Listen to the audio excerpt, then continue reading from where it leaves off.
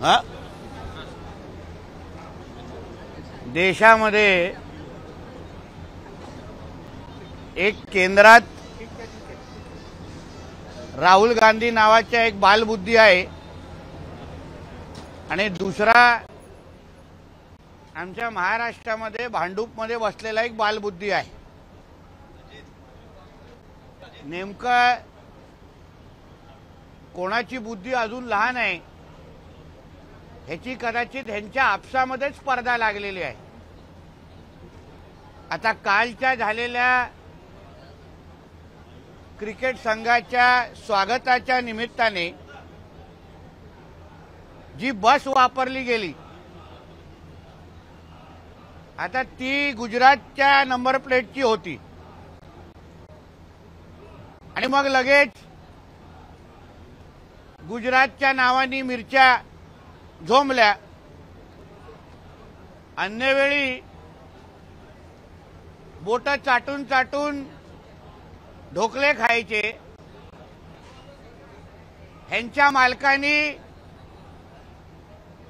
अंबानींच्या लग्नामध्ये नाचून दाखवायचं आणि सकाळी उठून ह्यांचा कामगार गुजरातींच्या नावाने खडी फोडणार। या भांडूपच्या बालबुद्धीला हे कळत नाही किंवा माहिती नाही की आपल्या बीएसटी कडे असणारी जे काही ओपन बसेस आहेत ते खराब झालेल्या होत्या, त्या अवस्थेमध्ये नव्हत्या की ते कालच्या पूर्ण मिरवणुकीमध्ये आपल्या प्लेयरना घेऊन जाऊ शकतात आणि म्हणून आमच्या मुंबई क्रिकेट असोसिएशननी तो निर्णय घेतला। आता त्याच्यामध्ये एवढा मोठा बागलबुवा करण्याची काहीच गरज नाही, कारण का अन्य वेळी संजय राजाराम राऊतचा मालक गुजराती समाजाशिवाय काहीच करत नाही। सकाळी हा बोंबाबोंब करतो आणि संध्याकाळी अंबानींच्या घरच्या लग्नासाठी हे लोक नाचायला तिथे बसतात। कधी अदानींच्या बद्दल काँग्रेसवाले सभागृहामध्ये बोंब मारतायत आणि मग त्यांचेच नेते अदानींच्याच प्रायव्हेट फ्लाईट मधून प्रवास करतात देशभरामध्ये।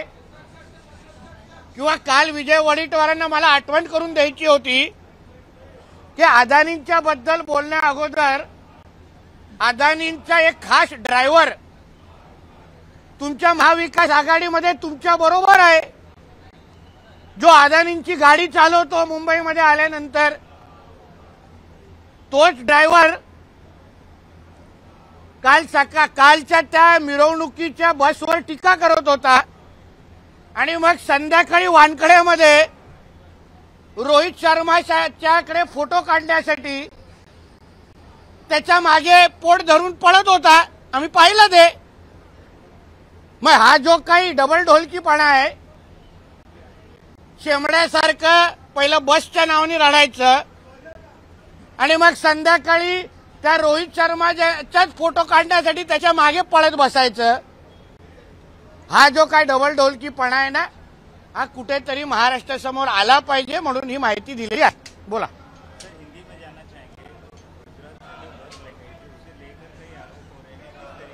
देखिए, गुजरात से बस लाने के पीछे कारण ऐसा था कि हमारे बीएसटी के पास के जो 2 ओपन बसेज है वो पिछले कई महीनों से खराब हो चुकी है, वो चलने के हालत में नहीं थी। और कल वर्ल्ड कप की इतनी बड़ी जीत मिलने के बाद हमारा भारत देश की जीत हुई थी, सिर्फ गुजरात के संघ की जीत नहीं हुई थी और इसलिए बस अवेलेबल नहीं थी, इसलिए गुजरात से बस मंगाई गई। जो टीका करने वाले लोग हैं वो सुबह गुजराती समाज के ऊपर टीका करते हैं और शाम को उनकी शादियों पे जाके नाचते हैं। एक बाजू से हमारे जो विजय वडेट्टीवार विरोधी पक्ष नेता है, विपक्ष के नेता है, वो हाउस में अदानी के बारे में बात करेंगे, मुंबई अदानी को बेच दी है। फिर उनके ही राहुल गांधी या उनके ही कांग्रेस के नेता कितने बार अदानी के प्राइवेट फ्लाइट से सब जगह घूमते हैं। विजय वडेट्टीवार के साथ में बैठने वाले ही उनके साथी अदानी का फेमस ड्राइवर जैसे उनकी गाड़ी चलाते हैं।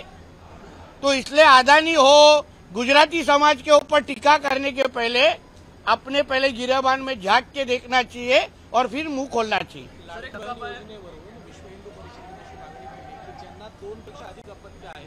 त्या महिलांना या योजनेचा लाभ घेऊ नये असे विश्व हिंदू परिषदेने मागणी केली। बघा, शेवटी मागणीमध्ये तथ्य आहे, कारण का शेवटी ही योजना योग्य लोकांकडे, योग्य समाजापर्यंत पोचलं पाहिजे, त्याचा फायदा उचलला पाहिजे। त्यासाठी विश्व हिंदू परिषदच्या माध्यमातून जी मागणी केलेली आहे त्याला मला पाठिंबा आहे। त्याचबरोबर आपण जेव्हा लाभ घेण्यासाठी जेव्हा महिला माता भगिनी जातील तेव्हा कोणी बुरखा घालून अगर गेले असेल तर योग्य ती पुरावे बघितल्यानंतरच तिचे लाभ किंवा तिचे कागदपत्र स्वीकारावं, एवढं मी अधिकारी वर्गांना इथून विनंती करीन। नागपूर जिल्ह्यामध्ये एक धक्कादायक प्रकार समोर आलाय की एक शेतकऱ्यांचे कोणाला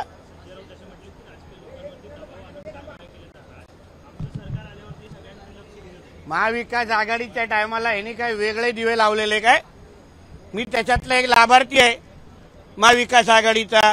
कसे चुकीच्या केसेस टाकून आमची घरं तोडण्यात आली, आमच्यावर चुकीच्या केसेस तोडण्यात आल्या, टाकण्यात आल्या, म्हणून संजय राजाराम राऊत सांगितलं सुख्या धमक्या देऊ नको, तुझ्या मानेवरचा मच्छर पण तू मारू शकत नाही, म्हणून तुझ्या धमक्याला मी भीक घालत नाही। शेतकऱ्यांना विश्व हिंदू परिषदेने मागणी केली, त्याला तुमचं समर्थन आहे, याबद्दल तुम्ही विधान भवनात किंवा विधानसभेमध्ये काही मागणी करणार आहात? मागणी करू ना, योग्य पद्धतीची चर्चा येईल तेव्हा त्या बाबतीची मागणी करू आणि त्याचा पाठपुरावा करू। कारण का लाभ आमचे घ्यायचं आणि पाकिस्तानचे गोडवे गायचे ह्या गोष्टी आमच्या देशात आणि राज्यात चालणार नाही। अतिवृष्टीग्रस्त शेतकरी आहेत, त्यांचे नुकसान भरपाईची जी निधी आहे तो बोगस शेतकऱ्यांनी लाटला असा नागपूरमध्ये एक धक्कादायक प्रकार समोर आला आहे। महाराष्ट्रामध्ये सुद्धा असे प्रकार घडले असतील? बघा, असे कुठलेही प्रकरण असतील तर त्याचे पुरावे आज संबंधित अधिकाऱ्याकडे द्यावं, आपण चुकांचे सुधार करू। म्हणजे सगळंच काय वाईट चाललं असं होत नाही ना, 2-4% असे विषय कुठेतरी होतात, त्याच्याबद्दलची माहिती त्या संबंधित खात्याकडे दिली तर ते सुधार करतील आणि मदत करतील। एबीपी माझा, उघडा डोळे बघा नीट।